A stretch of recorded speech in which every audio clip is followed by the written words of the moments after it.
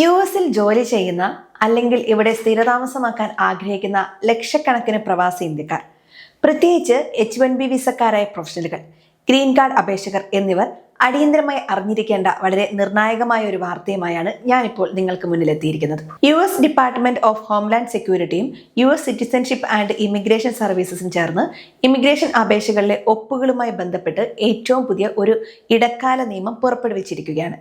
2026 May 11 ഔദ്യോഗിക federal register പ്രസിദ്ധീകരിച്ച ഈ പുതിയ നിയമം വരാൻ പോകുന്ന 2026 ജൂലൈ 10 മുതൽ പ്രാബല്യത്തിൽ വരും.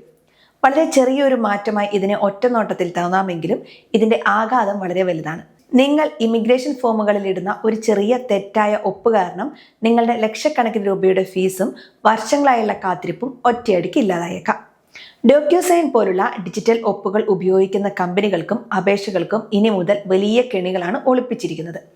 ഈ നിയമത്തിലെ പ്രശ്നവും അപേക്ഷകർ ചെയ്യേണ്ടതും ചെയ്യാൻ പാടില്ലാത്തതുമായ കാര്യങ്ങളും നമുക്ക് വിശദമായി പരിശോധിക്കാം. ആദ്യം തന്നെ നമുക്ക് മനസ്സിലാക്കേണ്ടത് എന്താണ് ഈ പുതിയ നിയമം എന്നാണ്.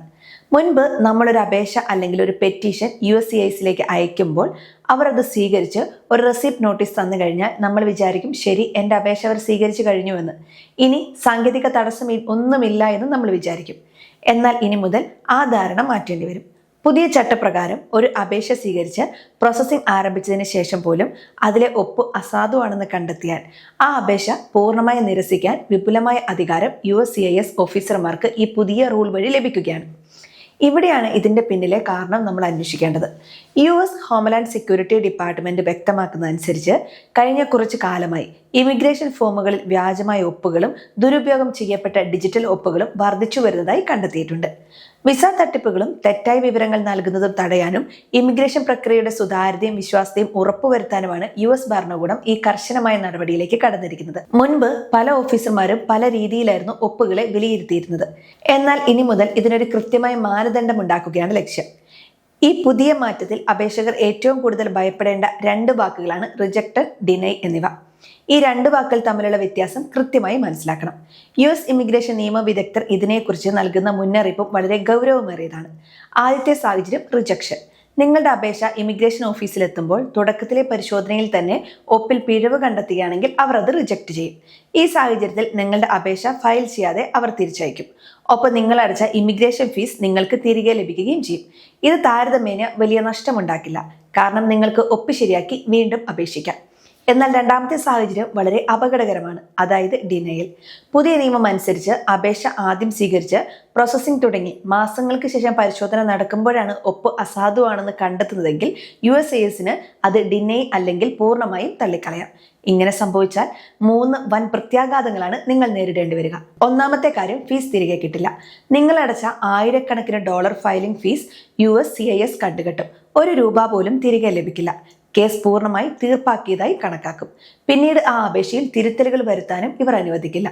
മൂന്നാമത്തേത്, ആനുകൂല്യങ്ങൾക്ക് അയോഗ്യനാക്കും. ആ പ്രത്യേക അപേക്ഷ വഴി നിങ്ങൾ നേടാൻ ശ്രമിച്ച ഇമിഗ്രേഷൻ ആനുകൂല്യവും നിങ്ങൾക്ക് നിഷേധിക്കും. തുകയുടെ കാര്യം മാത്രം ഒന്ന് ആലോചിച്ച് നോക്കൂ. നിലവിലെ പുതിയ ഫീസ് ഘടന അനുസരിച്ച് H1B പെറ്റീഷനുകൾക്കും ഗ്രീൻ കാർഡിനും കമ്പനികളും വ്യക്തികളും വലിയ തുകയാണ് ഫീസായി നൽകുന്നത്.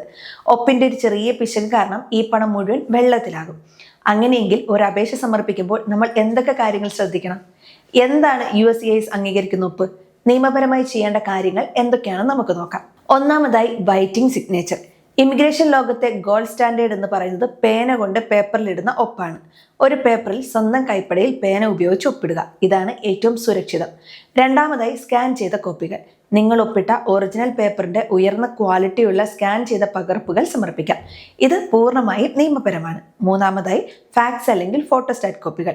യഥാർത്ഥത്തിൽ ഒപ്പിട്ട രേഖകളുടെ ഫോട്ടോസ്റ്റാറ്റ് കോപ്പികളോ അല്ലെങ്കിൽ ഫാക്സ് വഴിയുള്ള പകർപ്പുകളോ USCIS സ്വീകരിക്കും.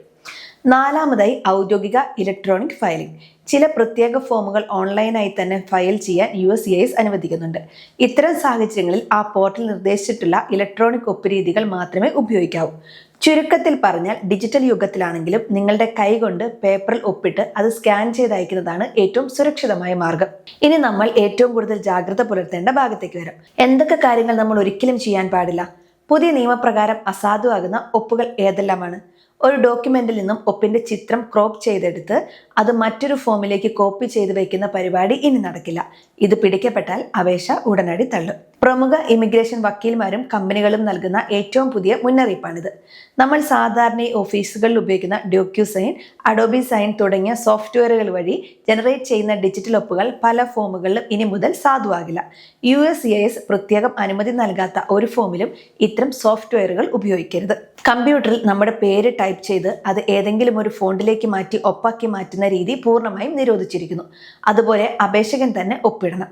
നിങ്ങളുടെ ഇമിഗ്രേഷൻ അറ്റോർണിക്കോ കമ്പനിയിലെ HR മാനേജർക്കോ സുഹൃത്തുക്കൾക്കോ നിങ്ങളുടെ അനുവാദത്തോടെയാണെങ്കിൽ പോലും നിങ്ങൾക്ക് പകരം ഒപ്പിടാൻ നിയമപരമായ അവകാശമില്ല. അങ്ങനെ ചെയ്താൽ അത് വലിയ നിയമക്കുരുക്കിന് കാരണമാകും. ഇനി ഈ നിയമം H1B വിസക്കാരെയും ഗ്രീൻ കാർഡ് അപേക്ഷകരെയും എങ്ങനെയാണ് ബാധിക്കുക എന്ന് നോക്കാം. ഇമിഗ്രേഷൻ വിദഗ്ധനായ വക്കീൽ ക്രിസ്റ്റൻ ക്രോവെല്ലോ ഉൾപ്പെടെയുള്ളവർ ചൂണ്ടിക്കാണിക്കുന്നതനുസരിച്ച് ഡെഡ് ലൈനുകളുള്ള വിസ കാറ്റഗറികളെയാണ് ഇത് ഏറ്റവും മാരകമായി ബാധിക്കുക. ഉദാഹരണത്തിന് H1B ക്യാപ് അപേക്ഷകൾ അല്ലെങ്കിൽ PRM അടിസ്ഥാനമാക്കിയുള്ള പെറ്റീഷനുകൾ എന്നിവയ്ക്ക് കൃത്യമായ സമയപരിധിയുണ്ട്. നിങ്ങളൊരു അപേക്ഷ സമർപ്പിച്ചു, USCIS അത് സ്വീകരിച്ചു. എന്നാൽ ഒരു 15 അല്ലെങ്കിൽ 18 മാസങ്ങൾക്ക് ശേഷം അവർ പറയുകയാണ് നിങ്ങളുടെ ഒപ്പ് അസാധുവാണ്, അതിനാൽ അപേക്ഷ ഡിനൈ ചെയ്യുന്നുവെന്ന്. അങ്ങനെ ഒരു സാഹചര്യം ഉണ്ടായാൽ അതിന് QR അല്ലെങ്കിൽ തിരുത്തൽ പ്രക്രിയ ഇല്ല എന്ന് USCIS വ്യക്തമാക്കിയിട്ടുണ്ട്. അതായത് ഒപ്പ് മാത്രം മാറ്റി നൽകാൻ അവർ അനുവദിക്കില്ല, പകരം പുതിയ അപേക്ഷ തന്നെ ഫയൽ ചെയ്യണം. അപ്പോഴേക്കും H1B വിസയുടെയോ അല്ലെങ്കിൽ I-140യുടെയോ നിശ്ചിത സമയപരിധി കഴിഞ്ഞു പോയിട്ടുണ്ടാകും. തൽഫലമായി ആ വ്യക്തിയുടെ US-ലെ ലീഗൽ സ്റ്റാറ്റസ് നഷ്ടപ്പെടുകയും അവർ രാജ്യം വിടേണ്ടി വരുന്ന സാഹചര്യം ഉണ്ടാവുകയും ചെയ്യും. ഗ്രീൻ കാർഡ് കാത്തിരിക്കുന്നവരുടെ മുൻഗണനാ തീയതികൾ വർഷങ്ങളോളം പിന്നോട്ടു പോകാനും ഇത് കാരണമാകും.